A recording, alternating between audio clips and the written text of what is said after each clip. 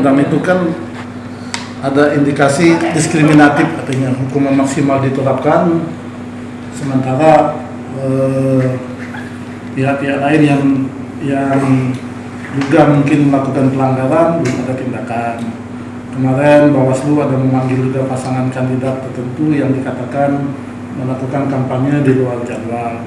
Artinya kita minta pelaksana pemilu khususnya di organizer bersikap netral dengan memperlakukan seluruh pasangan kandidat sama.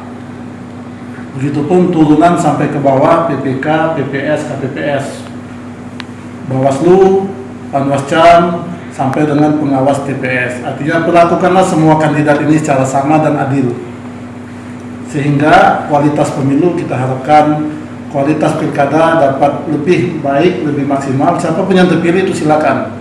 Artinya itu pun pilihan rakyat yang harusnya legitimate dan akuntabel.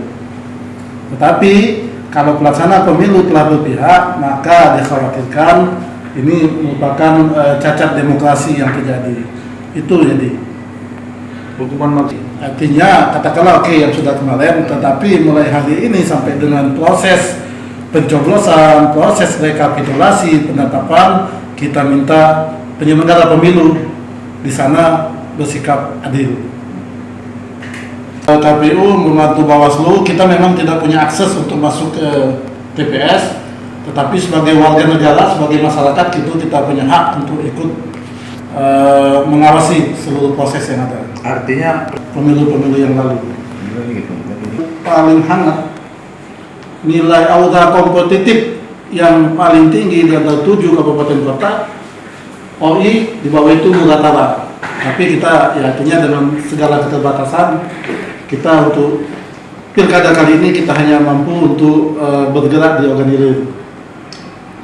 Memiliki kelebihan keunggulan masing-masing. Pasangan nomor 1 dengan keunggulannya, pasangan nomor 2 yang incumbent dengan keunggulannya, sehingga dan pengamatan kita juga di grassroots juga aura kompetisi itu sangat kental. Maka itu siapapun yang terpilih, jika ini dilaksanakan dengan baik, pelaksana penyelenggara pemilunya independen, tidak ada money politik, artinya tidak ada celah di sana untuk terjadi hal-hal yang tidak kita inginkan.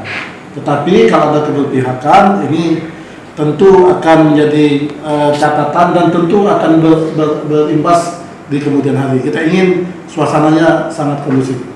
Bisa dirasakan tetapi tidak bisa dilihat secara nyata, karena antara yang memberi dan yang menerima ini keduanya kan salah. Nah, ketika ada dua pihak yang salah, tentu tidak akan ada yang menonjol di situ, tidak ada yang saling lapor. Nah, kita mengharapkan jangan saja ini ada 2 kandidat, kedua-duanya bermain money politik. Enggak? Kalau kedua-duanya bermain politik, siapa lagi yang menjadi siapa yang bisa melaporkan? Jadi memang tiap pilkada mulai di era reformasi ini, isu money politik ini tidak berhenti, tidak pernah berhenti, tidak pernah putus. Itu akibat ketidakpercayadirian kandidat itu sendiri dalam menyampaikan visi misi. Kalau mereka percaya diri, ya tidak akan terjadi money politik. Karena saya sendiri mantan penyelenggara yang sangat mengetahui seluk-beluk bagaimana menjadi penyelenggara pemilu, godaan itu sangatlah besar. Godaan di lapangan sangatlah sangat menggoda apa yang ada di lapangan sebagai penyelenggara pemilu. Kita bisa maklum itu.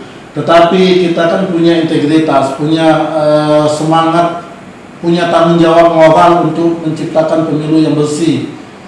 Maka itu kepada penyelenggara pemilu, bantuan yang paling baik yang mereka dapat berikan adalah berlaku netral. Itu kalau mereka berlaku netral, artinya mereka sudah membantu kedua belah pihak.